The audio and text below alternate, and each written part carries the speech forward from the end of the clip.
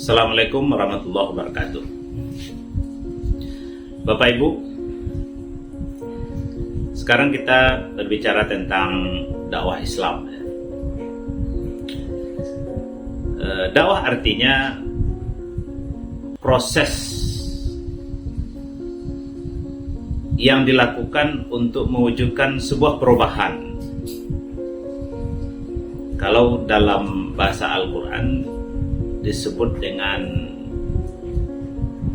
minaz zulumati ilan nur,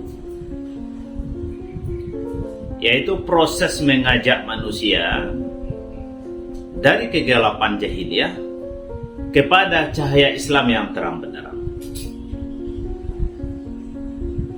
Dakwah juga bermakna proses mengajak masyarakat kita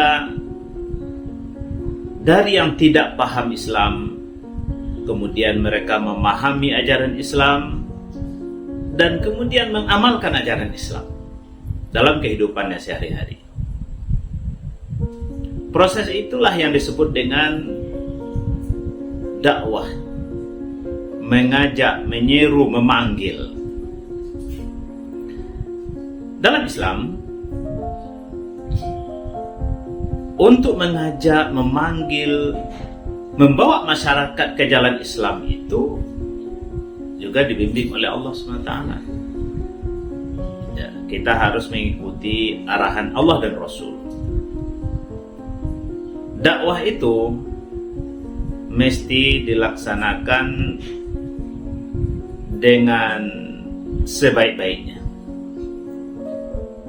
dengan bijaksana, dengan sentuhan hati, dengan pendekatan hati ke hati. Ud'u sabili rabbika bil hikmah wal mau'izatil hasanah wajadilhum billati hiya ahsan.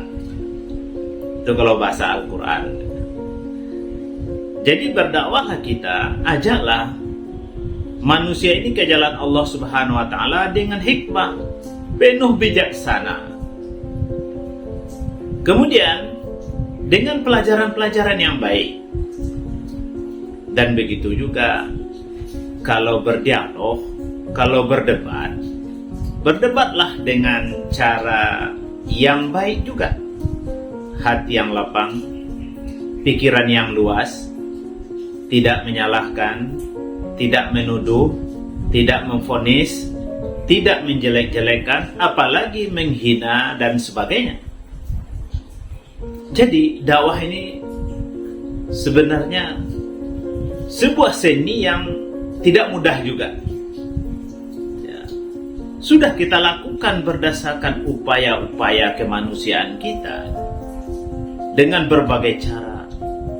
Cara yang hikmah, cara yang baik, dialog yang baik, itu pun tidak ada jaminan suatu masyarakat atau seseorang itu berubah kehidupannya dari jahiliyah kepada Islamnya, dari yang tidak baik kepada yang lebih baik.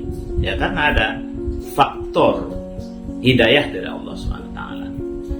Oleh sebab itu, ya, setiap dai, setiap ustaz, setiap buya, gitu ya, kita siapa saja yang berdakwah, ya, baik ya berlatar belakang agama atau tidak latar belakang agama, ya, itu tetap ada kewajiban dakwah sesuai dengan kemampuan kita, ya kan? Balighu anni walau ayah.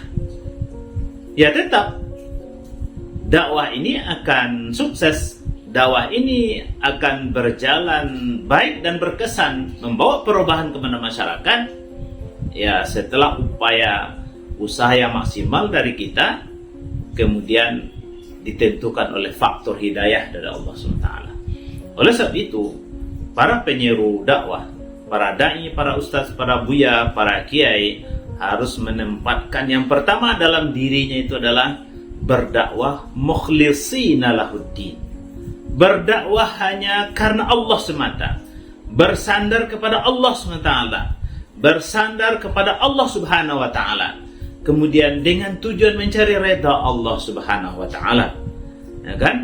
Kalau kita sudah berangkat dari jiwa yang ikhlas, niat yang tulus ikhlas karena semata-mata mengharap redha Allah Subhanahu wa taala, kemudian syarat dan rukunnya kita penuhi, mudah-mudahan masyarakat yang kita ajak, masyarakat yang kita seru kepada kebaikan, kepada Islam ya rahmatan lil alamin ini akan menjadi kenyataan.